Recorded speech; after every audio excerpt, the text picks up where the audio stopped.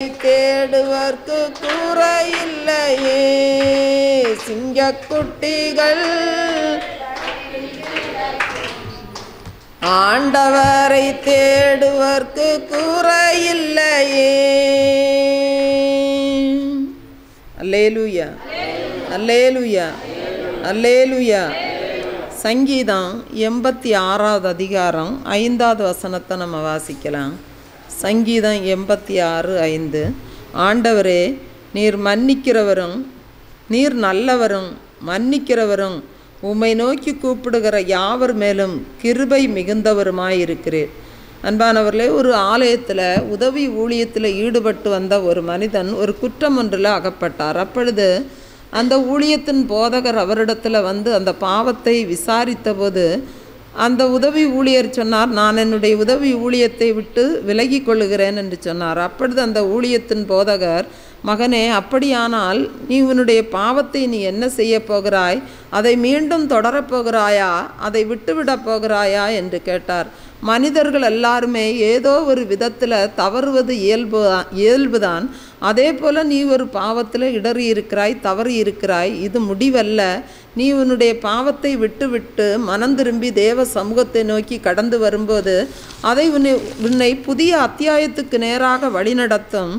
நீ உன் தவறான பழக்கத்தை விடாமல், உனக்கு கிடைத்த மனம் திரும்பும் சந்தர்ப்பத்தை நீ விட்டு விடாமல் அதை தொடருவாயானால், அதை நோக்கியே நீ ஓடுவாயானால் உன்னுடைய முடிவு துன்பமாக இருக்கும் என்று சொல்லி ஆலோசனை கூறினார். அன்பானவர்களே, சில மனிதர்கள் சோதனையில் அகப்பட்டு அதை பாவம் செய்யும்போது அதை குறித்து வருத்தப்படுகிறார்கள். ஆனால் அதிலிருந்து விடுதலை பெறக்கூடிய வழியை தேடாமல் முற்றிலுமே அந்த வழியையே அடைத்து விடுகிறார்கள். அதனால் வேத வாசிப்பையும் ஜெபத்தையும் ஆலயத்துக்கு செல்வதையும் நிறுத்தி கொள்ளுகிறார்கள். பாருங்கள், நம் தேவன் இரக்கத்தில் ஐஸ்வர்யம் உள்ள தேவன். நாம் பாவத்தில் சிலர் அப்படியே அந்த பாவத்திலே வாழ்ந்து விடுவார்கள். ஆனால் நம்முடைய தேவன் இரக்கம் உள்ள தேவன், பாவத்திலிருந்து விடுதலை தரக்கூடிய தேவனை நாம் அண்டிக் கொள்ள வேண்டும். எபேசியர் 5வது அதிகாரம் 16வது வசனம் சொல்லுகிறது, நாட்கள் பொல்லாதவைகள் ஆனதால் காலத்தை பிரயோஜனப்படுத்தி கொள்ளுங்கள். அன்பானவர்களே, தேவன் நமக்கு கொடுத்திருக்கிற ஒவ்வொரு நாளும் நமக்கு ஒரு வெகுமதி. அந்த வெகுமதியான அந்த நாட்களை நாம் மிகவும் கவனமாக நாம் கையாள வேண்டும். தேவன் நமக்கு கொடுத்திருக்கிற நாட்கள் மிகவும் விலையேறப்பெற்ற நாட்கள். அநேகர் தங்களுடைய வாழ்க்கையில் தங்களுடைய பிரச்சனைகளை சுற்றி சுற்றி வருவதிலேயே நாட்களை, நேரத்தை கடத்தி கொள்ளுகிறார்கள். ஆண்டவராகி இயேசு தன்னுடைய ஊழியத்தை குறித்து ஒரு மிகப்பெரிய திட்டத்தை வைத்திருந்தார். அப்பொழுது பரிசேயர் அவரிடத்தில் வந்து சொல்லுகிறார்கள், ஏரோது உம்மை கொலை செய்ய வகை தேடுகிறான், ஆதலால் நீர் இந்த இடத்தை விட்டு போய்விடும் என்று சொல்லுகிறார்கள். அப்போது ஆண்டவர் அவர்களை பார்த்து சொல்லுகிறார். லூக்கா 13வது அதிகாரம் 32-33 வசனங்களை நாம் வாசிக்கலாம். அதற்கு அவர், நான் இன்றைக்கும் நாளைக்கும் பிசாசுகளை துரத்தி வியாதியுள்ளவர்களை சொஸ்தமாக்கி 3ஆம் நாளில் நிறைவடைவேன். இன்றைக்கும் நாளைக்கும் மறுநாளைக்கும் நான் நடமாட வேண்டும். எருசலேமுக்கு புறம்பே ஒரு தீர்க்கதரிசியும் மடிந்து போகிறதில்லை என்று நான் சொன்னதாக நீங்கள் போய் அந்த நரிக்கு சொல்லுங்கள் என்று சொல்லி தன்னுடைய ஊழிய திட்டத்தை குறித்து ஆண்டவர் பரிசேயரிடத்தில் சொல்லுகிறதை நாம் பார்க்கிறோம். அன்பானவர்களே, ஒரு முறை ஒரு ஊழியக்காரர் ஊழியம் முடித்துவிட்டு இரவு டயர்டாக வந்து படுத்திருந்தார். அப்பொழுது ஆண்டவர் அவரிடத்தில் நள்ளிரவு ஆண்டவர் அவரிடத்தில் பேசுகிறார், நீ உன்னுடைய சமையல்காரனுக்கு போய் சுவிசேஷம் அறிவி என்று சொன்னார். அப்பொழுது அந்த ஊழியக்காரன், ஆண்டவரே, எனக்கு மிகுந்த டயர்டாக இருக்கிறது, நாளை காலையில் நான் முதல் வேலையாக போய் சுவிசேஷத்தை அறிவிக்கிறேன் என்று சொல்லி அவர் படுத்து தூங்கிவிட்டார். மறுநாள் காலையில் எழும்பி அவர் அந்த சமையல்காரருக்கு சுவிசேஷம் அறிவிக்க சென்றபோது அந்த மனிதன் தற்கொலை செய்து இறந்து கிடந்தார். அன்பானவர்களே, செய்ய வேண்டிய காரியத்தை நாம் காலந்தாழ்த்தி செய்யும்போது அதனால் மிகப்பெரிய நஷ்டங்கள் உண்டாகிறது. ஆகவே நாம் செய்ய வேண்டிய காரியங்களை நாம் உடனுக்குடன் செய்து முடிக்க வேண்டும். சில நேரங்களில் தேவன் நம்மை நடத்துகிற விதத்தில் நமக்கு நடத்துகிற பாதை நமக்கு ஒரு நெருடலாகவே நமக்கு தெரிகிறது போல் தோன்றும். நீதிமொழிகள் 19வது அதிகாரம் 21வது வசனம் சொல்லுகிறது, மனுஷனுடைய இருதயத்தின் எண்ணங்கள் அநேகம், ஆனாலும் கர்த்தருடைய யோசனையே நிலைநிற்கும். பாருங்க, தேவனுடைய வழிநடத்துதல் நம்முடைய மாம்சத்திற்கு நெருடலாக இருக்கிறது. ஆனால் மாம்ச சிந்தை தேவனுக்கு விரோதமான பகை என்று நாம் வேதத்தில் வாசிக்கிறோம். ஆனால் இதை எல்லாவற்றையும் நம்முடைய நன்மைக்காகவே ஆண்டவர் நம்மை நெருக்கத்தின் பாதையில் நடத்துகிறார். தேவன் நம்மை உயர்வுக்கு நேராக நடத்தி செல்ல விரும்புகிறார். ஆகவே தேவன் ஒரு கதவை அடைத்தால் நமக்கு இன்னொரு பெரிய கதவை ஆண்டவர் திறக்கத்தான் அப்படி செய்கிறார் என்று சொல்லி நாம் நினைத்து கொள்ள வேண்டும். நமக்கு தேவனுடைய பார்வை நமக்குள் வர வேண்டும். அன்பானவர்களே, நமது கீழ்ப்படிதல் நம்மை மேன்மைக்கு நேராக உயர்வுக்கு நேராக நடத்தி செல்லும் என்பதில் எந்த சந்தேகமும் இல்லை. நம்மை பரிதாபமான நிலைக்கு நடத்தி செல்ல வேண்டும் என்பது தேவனுடைய நோக்கம் அல்ல. அவருடைய மகிமையான நோக்கத்துக்குள் நம்மை நடத்தி செல்ல வேண்டும் என்பதுதான் அவருடைய இலக்காக இருக்கிறது. ஆகவே நாம் அடைக்கப்பட்ட கதவை குறித்து நாம் வருத்தப்படக்கூடாது. அந்த கதவை தேவன் அடைக்கவில்லை என்று சொன்னால் நாம் அந்த இடத்திலே தான் நாம் இருந்திருக்க முடியும். நாம் முன்னோக்கி நடத்தி செல்லவே தேவன் அதை நம்முடைய வாழ்க்கையில் அனுமதிக்கிறார். பாருங்க, ஒரு தீபத்தை ஏற்றி வைப்பது எளிது, அதை நம்ம அணையாமல் பாதுகாப்பது தான் கடினம். ஒரு விளக்கை கொளுத்தி மரக்காலால் மூடி வைத்தால் சிறிது நேரத்தில் அந்த விளக்கு அணைந்துவிடும். அதே மாதிரி அந்த விளக்கில் எண்ணெய் ஊற்றாவிட்டாலும் அந்த விளக்கு எரிந்துவிடும். நம்முடைய ஜப ஜீவியமும் அப்படிதான். நம்முடைய ஜப ஜீவியம் ஒருபோதும் குறையக்கூடாது. அதுபோல் டிவி முன்பு உட்கார்ந்து இரவும் பகலும் டிவி முன்பே உட்கார்ந்துருப்பார்கள். அப்படிப்பட்டவருடைய வாழ்க்கையில் அவருடைய தீவட்டி அணைந்து போகும். பாருங்கள், தாவீது தன்னுடைய வாழ்க்கையில் பாவம் செய்தபோது அவருடைய தீவட்டி அணைந்து போகிறதே அவர் உணர்ந்தார். ஆகவே அவர் கண்ணீர் விட்டு தேவ சமூகத்தில் அழுது ஜெபித்தார். சங்கீதம் 51 10 முதல் 12 வரையான வசனங்களை நாம் வாசிக்கலாம். தேவனே, சுத்த இருதயத்தை என்னிலே சிருஷ்டியும், நிலைவரமான ஆவியை என் உள்ளத்திலே புதுப்பியும். உமது சமூகத்தை விட்டு என்னை தள்ளாமலும் உமது பரிசுத்த ஆவியை என்னிடத்திலிருந்து எடுத்துக்கொள்ளாமலும் இரும். உமது இரட்சணியத்தின் சந்தோஷத்தை திரும்பவும் எனக்கு தந்து உற்சாகமான ஆவி என்னை தாங்கும்படி செய்யும் என்று சொல்லி அவர் கதறி அழுது ஜெபிக்கிறதை நாம் பார்க்கிறோம். அன்பானவர்களே, மதுபான வெறிக்கு அடிமையான ஒரு மனிதன் ஆண்டவராகி இயேசுவால் தொடப்பட்டு மிகப்பெரிய ஒரு விடுதலையை அவர் பெற்றுக்கொண்டார். அதற்கு பிறகு சில மாதங்களுக்கு பிறகு உறவினர் வீட்டில் ஒரு விருந்து நிகழ்ச்சிக்காக அவர் கடந்து சென்றார். அப்பொழுது அங்கிருந்தவர்கள் சிலர் அவரை கொஞ்சம் குடித்தால் என்ன, உன்னை இங்கே யார் பார்க்க போகிறார்கள் என்று சொல்லி அவரை குடிப்பதற்காக வற்புறுத்தினார்கள். அப்பொழுது அவருக்குள்ள கொஞ்சம் குடித்தால் என்ன என்று சொல்லி அவருக்குள்ள மனதில் ஒரு சிந்தனை ஆரம்பிக்கிறது. அந்த சிந்தனையின் ஒரு பகுதி கொஞ்சம் குடித்தால் என்ன என்று சிந்திக்கிறது. இன்னொரு பகுதி பழைய வாழ்க்கைக்கு திரும்பாதே, சிறிய ஆரம்பம் பெரிய விளைவை உண்டு பண்ணும் என்று சொல்லி கூறிக்கொண்டே இருக்கிறது. பாருங்க, அவருடைய மனதில் ஒரே போராட்டம். அவன் மாம்ச சிந்தைக்கு இடம் கொடுத்தால் பழைய வாழ்க்கை உயிரடையும்.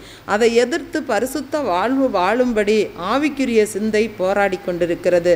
இந்த ரெண்டும் அவனுக்குள்ளே தான் இருக்கிறது. இந்த ரெண்டும் ஒன்றுக்கொன்று எதிராக அவனுக்குள்ளே போராடி கொண்டிருக்கிறது. கலாத்தியர் 5வது அதிகாரம் 17வது வசனம் சொல்லுகிறது, மாம்சம் ஆவிக்கு விரோதமாகவும் ஆவி மாம்சத்திற்கு விரோதமாகவும் இச்சிக்கிறது. நீங்கள் செய்ய வேண்டும் என்றிருக்கிறவைகளை செய்யாதபடிக்கு இவைகள் ஒன்றுக்கொன்று விரோதமாயிருக்கிறது. பாருங்க, ஒரு பகுதி தேவ சித்தத்தை நிறைவேற்ற வாஞ்சிக்கிறது, இன்னொரு பகுதி சுய சித்தத்தை நிறைவேற்ற வாஞ்சிக்கிறது.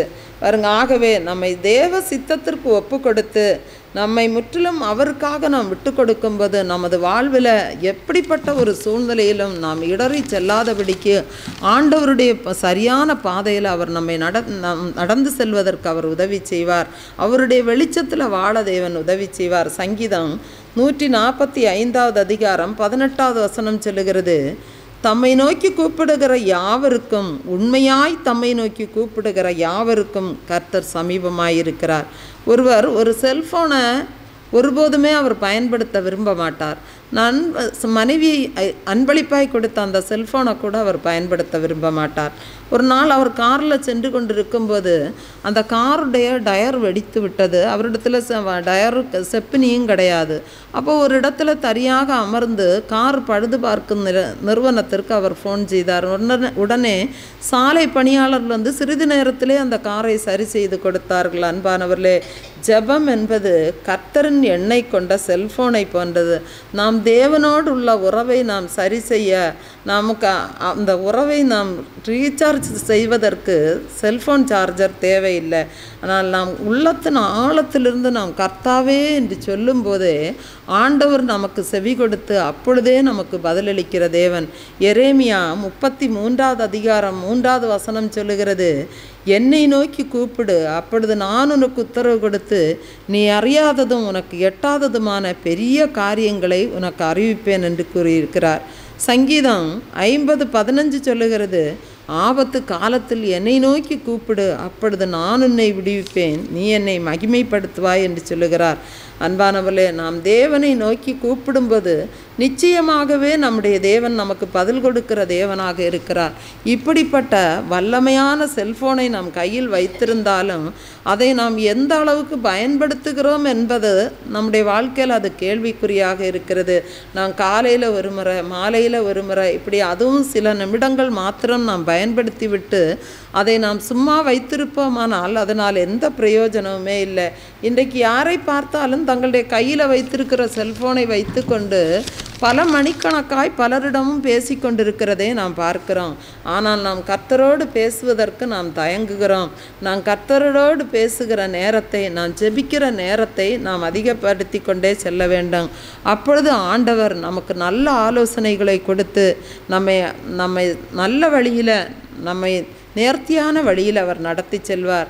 இரவு எத்தனை தான் இரவாக இருந்தாலும் வெளிச்சம் வீசும் பகல் வராமல் போவதில்லை. அன்பானவர்களே, அநேக துன்பங்களுக்கு நாம் தான் காரணமாக இருக்கிறோம். நம்முடைய தவறான முடிவுகள், தவறான ஆலோசனைகள், தவறான குணாதிசயங்கள் இதெல்லாம் நம்முடைய வாழ்க்கையில் தேவனுடைய ஆசீர்வாதங்களை தடை செய்து கொண்டே இருக்கிறது. நம்முடைய வாழ்க்கையில் துன்பங்கள் தொடருவதற்கு வழிவகுத்து கொண்டே இருக்கிறது. இவைகளை நாம் உணர்ந்து நம்மை நாமே திருத்தி கொள்ளவும், நம்ம செய்த தவறுகளுக்காக மனம் வருந்தி தேவ சமூகத்தில் நாம் ஒப்புரவாகும்போது நம்முடைய துன்பங்கள் நீங்குவதற்கான வழிகள் பிறக்கும். தொடர் துன்பங்களுக்கு ஆண்டவருக்கு தான் அதற்குரிய விடை தெரியும்.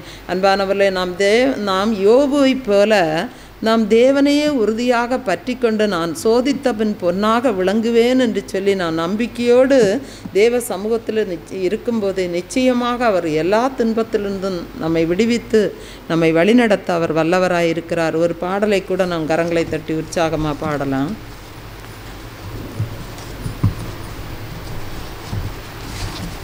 விடுதலை நாயகன் வெற்றியை தருகிறார், எனக்குள்ளே இருக்கிறார் என்னே ஆனந்தம். அந்த பாடலை நாம் கரங்களை தட்டி உற்சாகமாக பாடலாம். விடுதலை நாயகன் வெற்றியை தருகிறார், எனக்குள்ளே இருக்கிறார் என்னே ஆனந்தம். விடுதலை நாயகன் வெற்றியை தருகிறார், எனக்குள்ளே இருக்கிறார் என்னே ஆனந்தம். நான் பாடி பாடி மகிழ்வேன், தினம் ஆடி ஆடி துதிப்பேன். நான் பாடி பாடி மகிழ்வேன், தினம் ஆடி ஆடி துதிப்பேன்.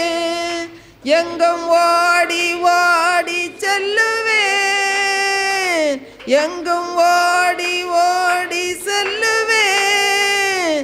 என் இயேசு ஜீவிக்கிறார், என் இயேசு ஜீவிக்கிறார். விடுதலை நாயகன் வெற்றியை தருகிறார், எனக்குள்ளே இருக்கிறார் என்னே ஆனந்தம். விடுதலை நாயகன் வெற்றியை தருகிறார், எனக்குள்ளே இருக்கிறார் என்னே ஆனந்தம். அவர் தேடி ஓடி வந்தார், என்னை தேற்றி அணைத்து கொண்டார். அவர் தேடி ஓடி வந்தார், என்னை தேற்றி அணைத்து கொண்டார். என் பாவம் அனைத்தும் மன்னித்தார், என் பாவம் அனைத்தும்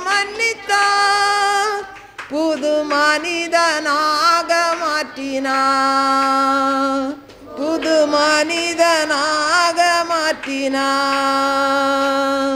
விடுதலை